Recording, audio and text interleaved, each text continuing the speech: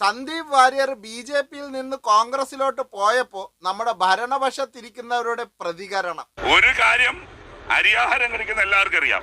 ഇന്ന് രാഷ്ട്രീയ അഭയം തേടി ഏതെങ്കിലും ഒരാൾ ഏതെങ്കിലും ഒരു പാർട്ടിയിൽ നിന്നിറങ്ങിയാൽ അയാളുടെ അവസാനത്തെ ചോയ്സാണ് കോൺഗ്രസ്. വർഗീയതയുടെ ഒരു കാളിയനെ കഴുത്തില് അണിയാൻ അതൊരു അലങ്കാരമായി കൊണ്ടു നടക്കാൻ കോൺഗ്രസിന് മാത്രമേ പറ്റൂ. ഇതേ സന്ദീപ് വാര്യർ ഭരണപക്ഷത്തോട്ട് ചേരാം എന്ന് പറഞ്ഞപ്പോൾ ഇവരുടെയൊക്കെ പ്രതികരണം മറ്റൊന്നായിരുന്നു. സന്ദീപ് വാര്യർ നല്ല നേതാവാണ്, നിലപാടുകൾ വെട്ടിത്തുറന്നു പറയുന്ന ആളാണെന്ന് കേന്ദ്ര കമ്മിറ്റി അംഗം A.K. ബാലൻ. സന്ദീപ് വാര്യർ കൃത്യമായിട്ട് കാര്യങ്ങൾ പറയുന്ന ഒരാളാണ്. ഇതേ സന്ദീപ് വാര്യർ പല ചർച്ചകളിലും കോൺഗ്രസ് നേതാക്കന്മാരായിട്ട് തമ്മിൽ തല്ലിയതും നമ്മൾ കണ്ടിട്ടുണ്ട്.